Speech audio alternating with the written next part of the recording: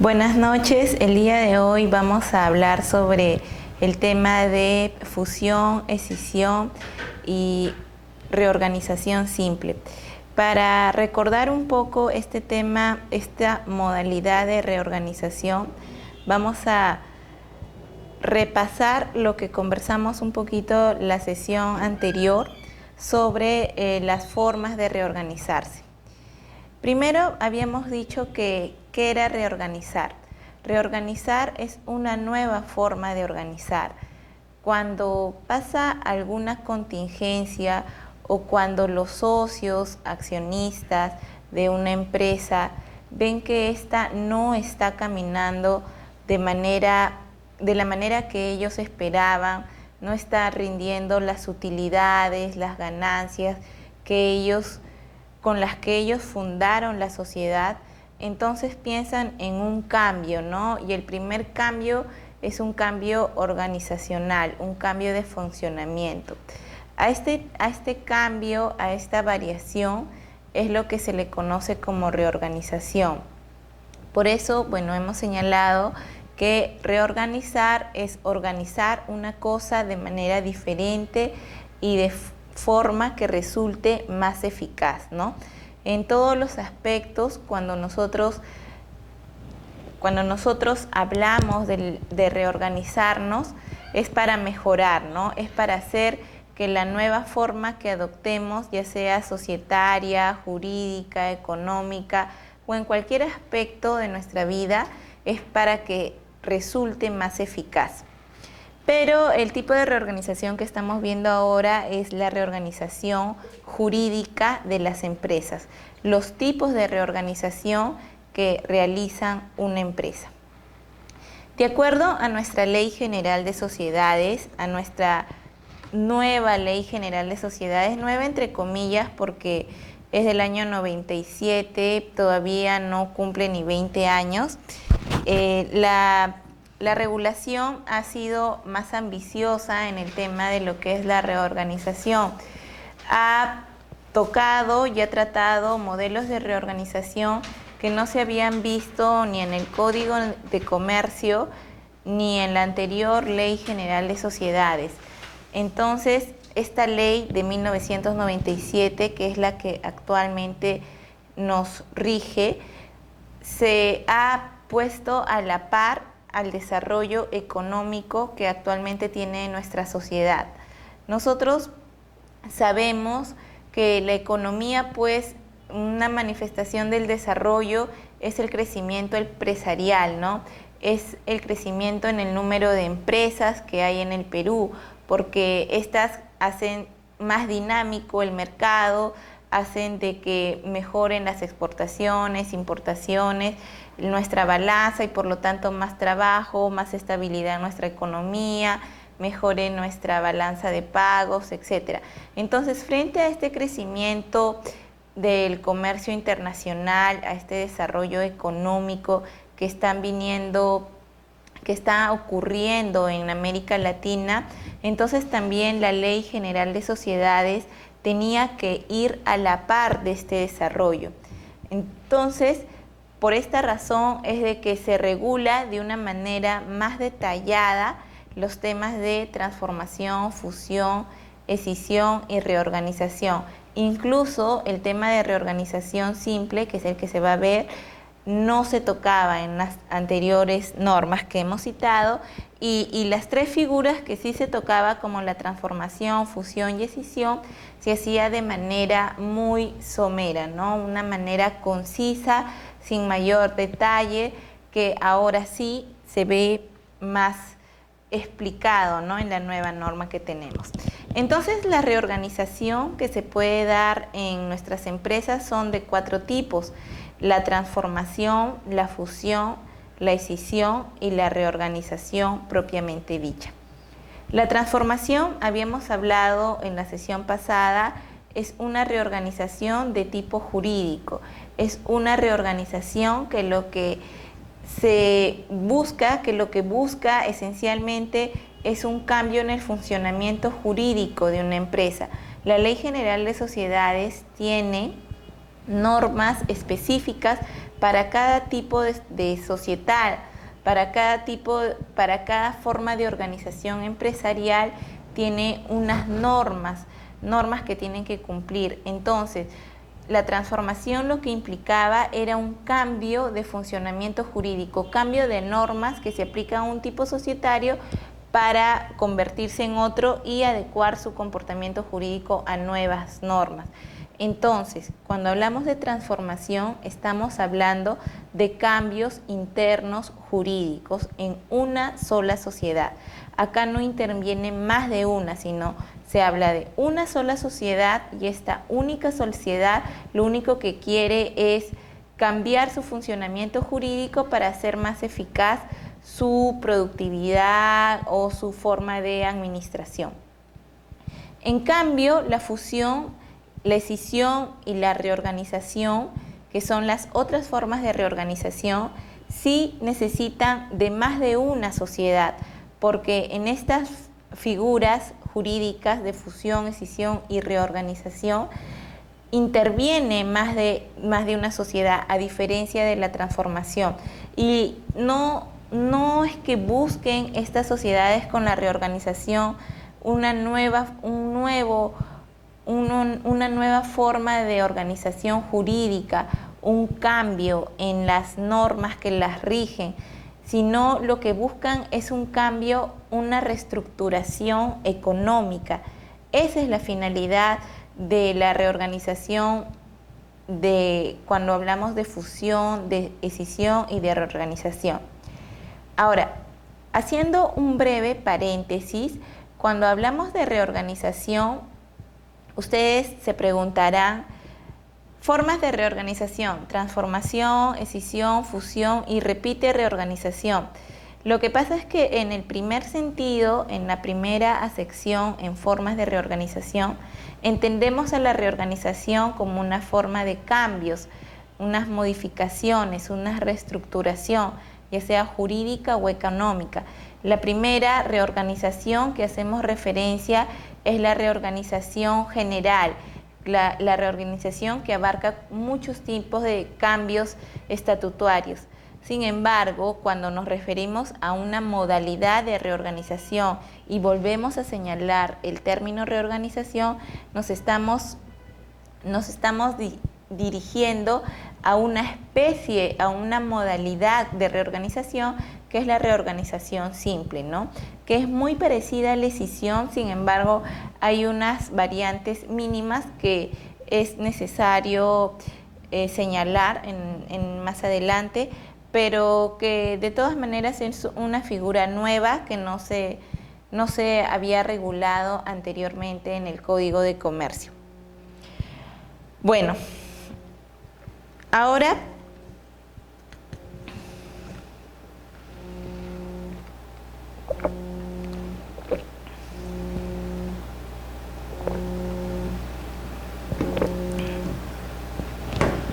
vamos a pasar a ver el tema de fusión, porque el de la transformación ya habíamos conversado. Entonces, esto vamos a pasar la transformación, que ya lo habíamos hablado la sesión anterior, y entramos de lleno a lo que es la fusión. ¿Qué es lo que dice la doctrina respecto a la fusión? La fusión es la operación mediante la cual dos o más sociedades se reúnen a efectos de formar una sola, confundiendo sus patrimonios e integrando a sus socios de acuerdo a las formas previstas en la ley. La fusión es un proceso esencialmente económico de concentración patrimonial y se desarrolla en un marco de reestructuración empresarial. Entonces, tenemos que por doctrina se entiende por fusión una operación jurídica, también podría decirse jurídica económica, mediante la cual dos o más sociedades se reúnen a efectos de formar una sola, confundiendo sus patrimonios. ¿Qué significa? De que si vamos a partir de que hayan solamente dos sociedades, la sociedad A y la sociedad B. Si estas dos sociedades se fusionan, se juntan, entonces lo que tenemos es de que van a juntar sus patrimonios, van a juntar su capital. Va una de ellas, si es que las dos se juntan para crear una nueva sociedad, entonces estamos hablando de que estas dos que se unieron para crear una nueva van a desaparecer y solamente va a quedar la nueva sociedad. El otro supuesto es de que se junten dos o más sociedades, en este caso dos, y una absorba a la otra sociedad. Por lo tanto, todo el patrimonio de una sociedad va a quedar absorbido por la sociedad beneficiaria o también conocida por la doctrina como sociedad absorbente. Luego tenemos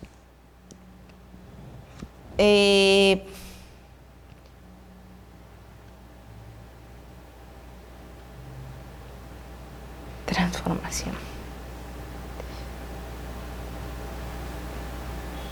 La Ley General de Sociedades, ¿cómo define al tema de la fusión?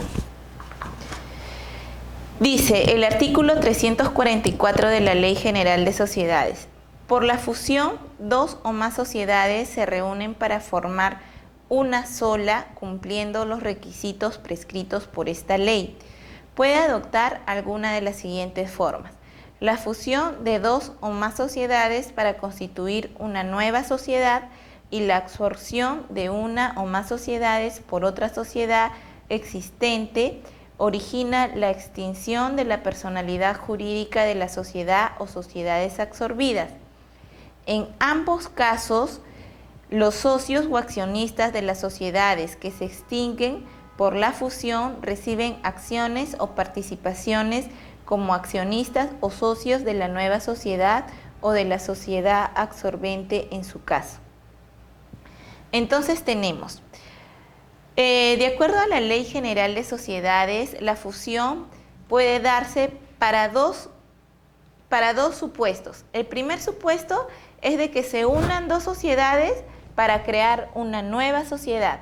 Y el segundo supuesto es de que no hay creación de una nueva sociedad, no se constituye una nueva sociedad, sino de que se unen dos o más sociedades para que una absorba a la otra, una desaparece y una de esas dos que se han unido va a mantenerse. Entonces tenemos primer supuesto, se unen dos o más sociedades que todas se van a extinguir y van a crear una nueva sociedad, se va a constituir una nueva empresa. Y en el segundo supuesto tenemos de que se unen dos o más sociedades, pero de todas estas que se unen, sean dos o más, solamente va a subsistir una va a quedar vigente y todas las demás, ya sea una, dos o tres, dependiendo cuántas se han fusionado, van a extinguirse. Pero no se crea ninguna sociedad, sino una que ya es preexistente, se mantiene en vigencia, ¿no? Se mantiene en el ámbito económico, se mantiene en funcionamiento, no paraliza actividades, no se extingue. Entonces, esos son los dos supuestos que regula el artículo 344 de la Ley General de Sociedades. Luego tenemos, en ambos casos, los dos supuestos que regula la ley, los socios o accionistas de las sociedades que se extinguen por la fusión reciben acciones o participaciones como accionistas o socios de la nueva sociedad o de la sociedad absorbente. Y ustedes se preguntarán, ¿qué pasa con los accionistas de la sociedad que se extingue? ¿Por qué? Porque hemos hablado que en los dos supuestos hay sociedades que se extinguen. O sea, cuando hablamos de fusión, hay sociedades que se extinguen y hay otras sociedades que se mantienen o que nacen recién con la fusión. Entonces tenemos, si en el primer supuesto se constituye una nueva sociedad, ¿qué pasa con esas otras dos sociedades preexistentes que se extinguieron? ¿Qué pasa con esos accionistas? Esos accionistas van a pasar a formar parte de la nueva sociedad. O sea, no es de que ellos se queden en el aire. Ellos dos se han fusionado, se han unido, se han reunido para conformar una nueva sociedad y ser parte como accionistas de esta nueva sociedad. O sea, no es que unieron sus capitales para dárselos a otra persona, lo unieron para ellos formar parte de esta nueva sociedad. Y después tenemos, en el segundo supuesto, si una sociedad preexistente absorbe a otra sociedad también preexistente, esta sociedad que se desaparece, que se extingue como consecuencia de la fusión, ¿cómo quedan sus socios? También esos socios pasan a formar parte de la sociedad que los ha absorbido, ¿no? De la sociedad preexistente, que es la sociedad beneficiaria o también llamada sociedad absorbente. Entonces, esos socios pasan a la nueva sociedad. Entonces, tenemos que no solamente se unen los bloques patrimoniales de una sociedad a otra, no solamente se transfiere un bloque patrimonial de una sociedad a otra, sino también hay una mezcla o hay una transferencia o un traspaso de una sociedad a la otra. Después tenemos, la doctrina señala que hay dos clases de fusión, que es lo que hemos venido diciendo de acuerdo a ley, pero bueno, ahora lo vamos a decir en términos doctrinarios. La fusión por incorporación o por constitución es la primera forma de fusión y esta se conoce como lo que dijimos, ¿no? Hay una sociedad A y B preexistentes que existen, ya son sociedades, pero estas dos sociedades que ya existen, A y B, se van a extinguir y van a constituir una nueva sociedad, que es la sociedad C. Esta C es nueva. A esta forma de fusión se le conoce en doctrina como fusión por incorporación o por constitución. Entonces, fusión por incorporación o por constitución, estamos hablando de ¿qué? De la constitución de una nueva sociedad, de la creación, de la aparición de una nueva sociedad. Entonces, esa es la primera forma de fusión y la segunda forma conocida con el nombre de fusión por absorción. ¿Qué significa la fusión por absorción? Significa que A y B son sociedades, como hemos dicho, que existen, se van a extinguir, pero no es que van a formar una nueva sociedad. En este caso, C no es una nueva sociedad que se constituye como resultado de la fusión. No, C es una sociedad que ya existía, al igual que A y B, pero que ahora va a absorber sus capitales, A y B va a desaparecer y C va a agrandar su capital, ¿no? Va a crecer. Eso es lo que pasa con la fusión por absorción. Hay una sociedad absorbente, una sociedad que ya existía, que absorbe a las demás.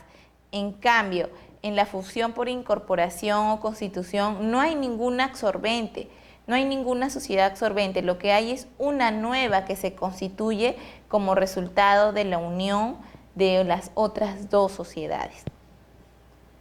Esas son las dos únicas formas de fusión que señala la doctrina con esos nombres: fusión por constitución o incorporación y fusión por absorción, y que son las que están explicadas en el artículo 344 de la Ley General de Sociedades. Entonces, continuamos. ¿Cuáles son los requisitos para hablar de fusión? ¿Qué es lo que nos exige la ley para que el acuerdo tenga validez?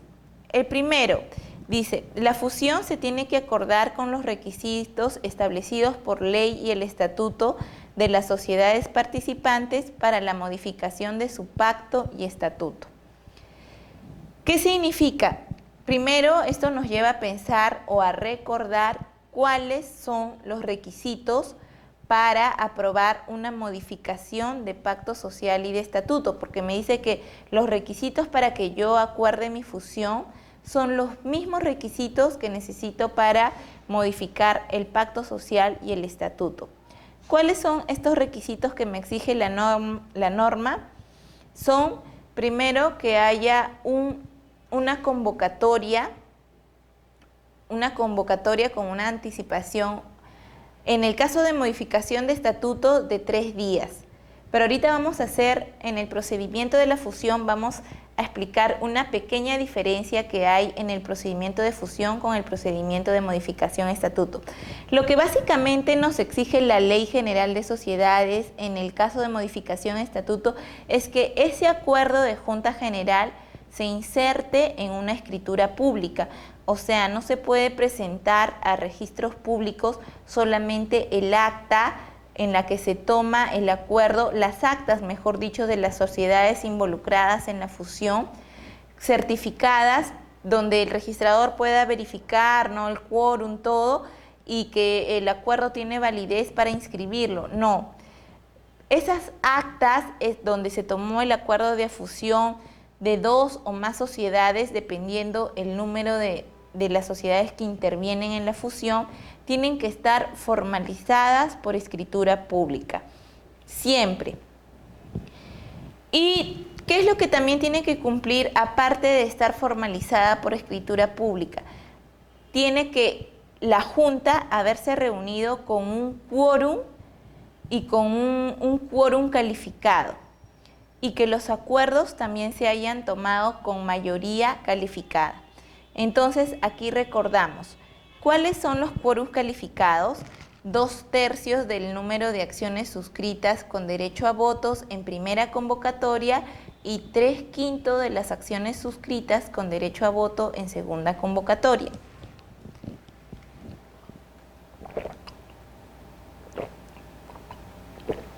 Recordando un poco el tema de quórum, ahora que estamos hablando del quórum calificado que se requiere para tomar el acuerdo de fusión, debemos señalar que, de acuerdo a la Ley General de Sociedades, hay dos tipos de quórum: el quórum simple y el quórum calificado. El quórum simple se utiliza para tomar acuerdos que no son tan relevantes o que no afectan de manera directa a los socios. Por ejemplo, una revocación de apoderado, un nombramiento de apoderado, un otorgamiento de poder, un nombramiento de auditores externos. Estos acuerdos se pueden tomar con un quórum simple. ¿Cuál es el quórum simple? Es el 50% de las acciones suscritas con derecho a voto más 1 en primera convocatoria y cualquier número de socios que asista en segunda convocatoria. O sea, no se exige un número mínimo en segunda convocatoria cuando se trata de acuerdos que no implican mayor vulneración de derechos, que no ponen en peligro la vigencia, la permanencia de un socio en la sociedad, ¿no?, en la empresa.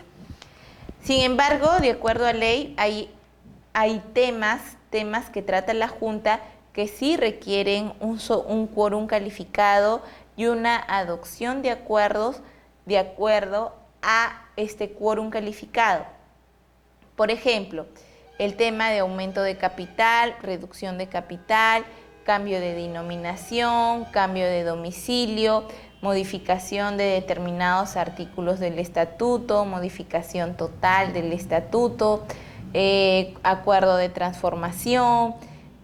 También tenemos aquí el cambio de objeto social y una serie de actos para poder vender o transferir más del 50% de activos de la empresa. También se necesita un quórum calificado, y también para la fusión, escisión y reorganización simple también la ley exige un quórum calificado, al igual que la modificación estatutaria.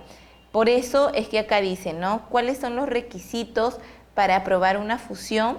El requisito es, primero, el mismo que se le aplica al tema de modificación de estatuto, que el acuerdo sea formalizado, protocolizado y que conste y se presente en escritura pública. Y el segundo requisito es de que los acuerdos se toman con el quórum y las mayorías calificadas que establece la Ley General de Sociedades para aprobar acuerdos de modificación de estatutos. Luego dice, ¿no? No se requiere acordar la disolución y no se liquida la sociedad o sociedades que se extinguen por la fusión.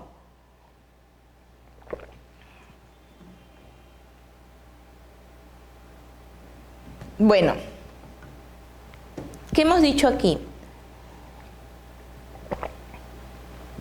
Nosotros, cuando hemos hablado la teoría de la fusión, lo que hemos dicho es de que primero interviene más de una sociedad.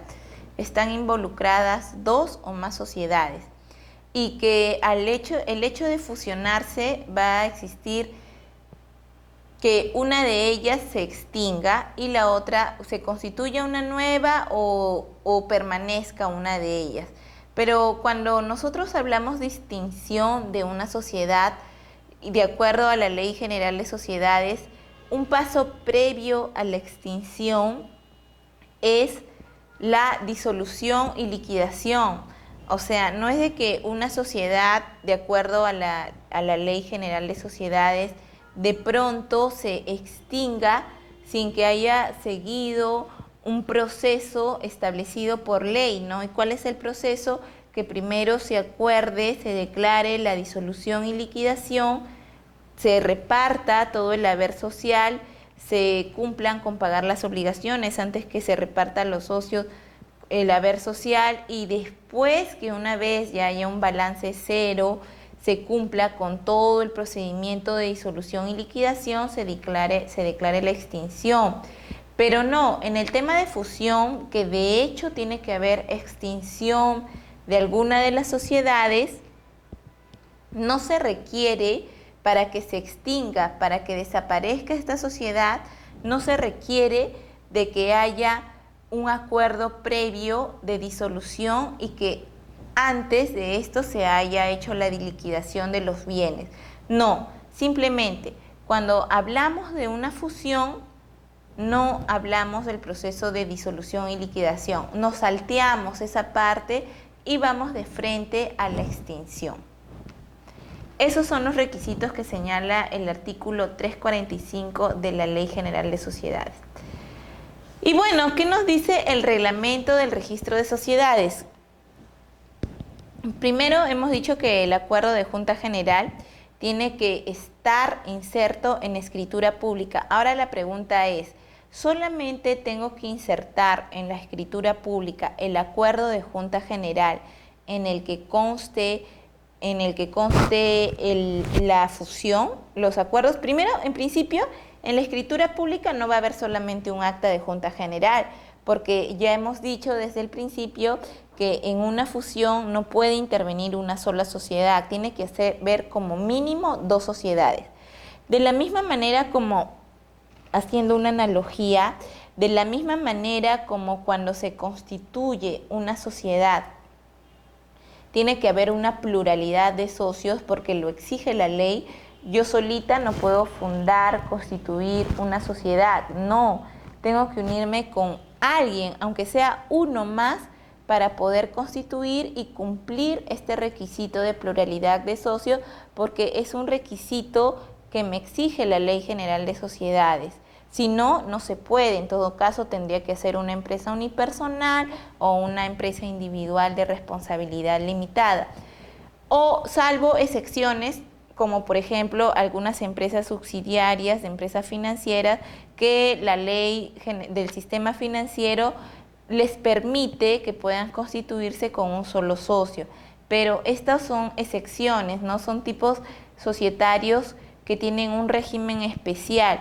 Pero lo normal es de que para que una persona constituya una sociedad, uno solo no lo puede hacer, necesita de dos o más personas.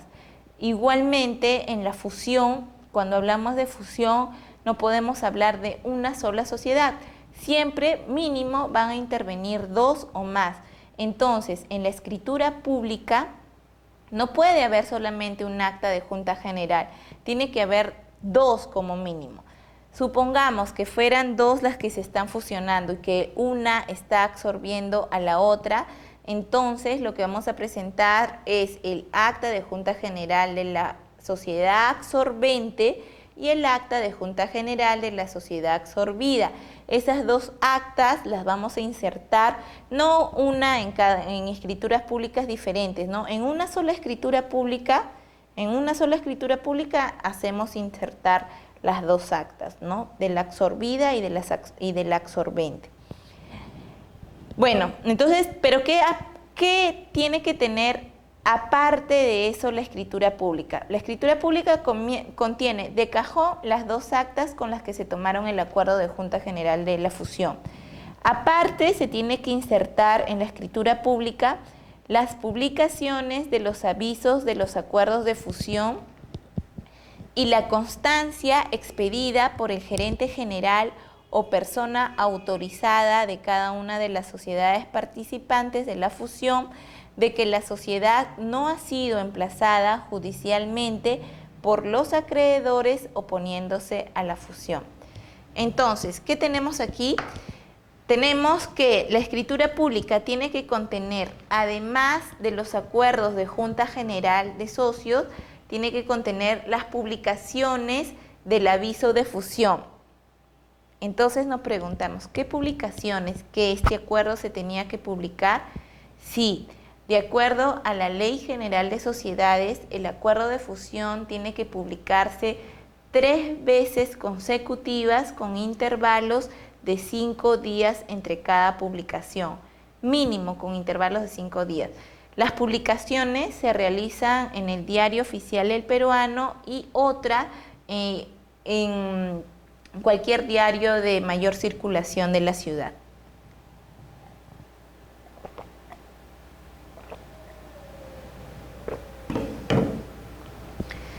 ¿Por qué se tiene que publicar 3 veces el acuerdo de fusión? Cuando hablamos de transformación, el acuerdo también se tenía que publicar, pero con el único objeto de que los socios que no hayan tomado conocimiento de la transformación puedan oponerse a dicho acuerdo.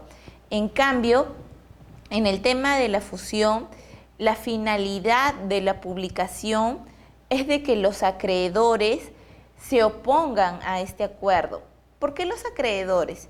Porque la fusión es una operación de reestructuración económica. Entonces, aquí sí los acreedores pueden ver sus acreencias, sus créditos en peligro.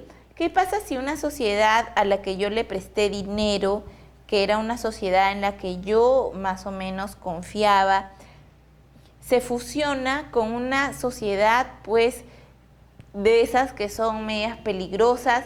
Entonces yo digo que todo el patrimonio de la sociedad en la que yo confié y con la que puede responder mi crédito va a traspasarse a una sociedad en la que yo no conozco ni confío. Entonces yo como acreedor sí puedo oponerme al tema de la fusión. ¿Por qué?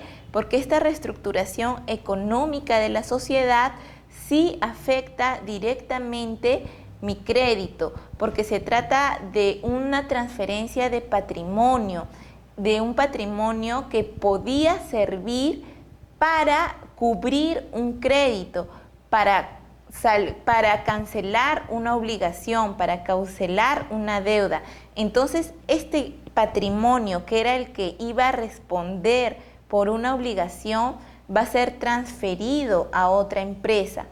Entonces, el acreedor tiene todo el derecho de oponerse y a dar, o de lo contrario, dar su consentimiento para que haya este traspaso de capital, de patrimonio.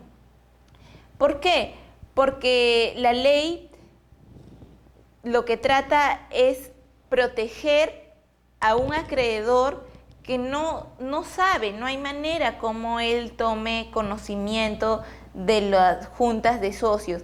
Él, al no ser parte de la sociedad, este acreedor, al no ser accionista de una sociedad, no sabe cómo es que qué tipo de acuerdos están tomando los accionistas, no saben que ellos se piensan fusionar. Y por último, si es que si este acreedor fuese invitado a la junta escuchase todos los acuerdos que se toman y fuera testigo de cómo se aprueba la fusión, por más que él en ese momento no esté de acuerdo, no puede hacer nada porque él no tiene ni voz ni voto en esa junta. En una junta general nosotros sabemos que los únicos que tienen derecho a voto son los accionistas, nadie más. Puede que vayan personas invitadas, pero siempre haciéndose la salvedad que las personas ajenas a la sociedad, que no tengan acciones en una sociedad, no tienen derecho al voto, simplemente participan en la junta, pero sin voz ni voto. Entonces, este acreedor, la ley sí le da una salida para que si él cree que su deuda peligra, que el pago de su crédito corre peligro, pueda oponerse a este acuerdo, de fusión. Entonces, la ley por eso es que pide que se haga publicaciones, y no una, en realidad, sino son 6, ¿no? Porque 3 se tienen que hacer en el diario El Peruano y 3 se deben hacer en otro diario de mayor circulación. Esto tratándose de sociedades que domicilian en Lima, porque si se trata de sociedades de otra parte del Perú que no sea Lima, las publicaciones solamente se tienen que hacer en el diario donde se realizan los avisos judiciales de esa región, del lugar, ¿no? Pero si las sociedades intervinientes son de Lima, entonces las publicaciones se realizan en El Peruano y en otro diario de mayor circulación. Como son 3 que se tienen que realizar con intervalos de 5 días, 3 se realizan en El Peruano y 3 en otro diario de mayor circulación, al final son 6 publicaciones, ¿no? Ahora, el Tribunal Registral se ha pronunciado respecto a este tema de las publicaciones en cuanto a los intervalos de 5 días que señala la ley. La ley dice de que estas publicaciones de la fusión tienen que realizarse con intervalos de 5 días. ¿Qué significa eso? Significa de que si yo publico hoy, que estamos 17 de junio, entonces intervalo de 5 días. Si yo hago mi publicación hoy 17, ¿cuándo debería ser la segunda publicación si es con intervalo de 5 días? Tendría que hacerla el 18, 19, 20, 21, 22, el 23. El 23 de junio debería yo hacer mi segunda publicación de fusión. Y la tercera publicación, porque son 3 consecutivas con intervalos de 5 días. La segunda la hice el 23, entonces la tercera me tocaría 24, 25, 26, 27, 28, el 29 de junio. Entonces, para cumplir el requisito de 3 publicaciones consecutivas con intervalos de 5 días, debería publicar hoy 17 de junio, el 23 de junio y el 29 de junio, y así cumplo con lo que señala la ley. ¿Qué pasa si yo publico y cuento mal? Digo, ya hoy día es 17, son 5 días, 18, 19, 20, 21, 22. El 22, el quinto día, publico. Entonces se le va a observar ese título, ¿no? Se le va a observar su fusión. ¿Por qué? Porque no hay 5 días de intervalo. Lo que hay es que usted está publicando en el quinto día, y en el quinto día no debe publicar, sino después de que tiene que haber un intervalo. Un intervalo sería 18, 19, 20, 21, 22. Ahí están los 5 días. Entonces, para que haya intervalo, tendría que ser el 23. Pero ¿qué ha dicho el Tribunal Registral al respecto? Lo que ha dicho es de que si hay más de 5 días, entonces es factible que proceda la inscripción de la fusión. Pero si hay menos de 5 días, ahí sí definitivamente no es una tacha sustantiva porque no se ha cumplido con el intervalo de 5 días que señala la ley. Entonces, de acuerdo al Tribunal Registral, si hoy día es 17 de junio y tiene que haber un intervalo de 5 días, yo debería publicar el 23, pero de acuerdo a lo dicho por el tribunal, también puedo publicar el 24 y no me pueden observar diciéndome, no, ahí no hay un intervalo de 5 días, ahí hay un intervalo de 6 días. No, porque el tribunal ha dicho que si el intervalo es de 5 o más días, procede.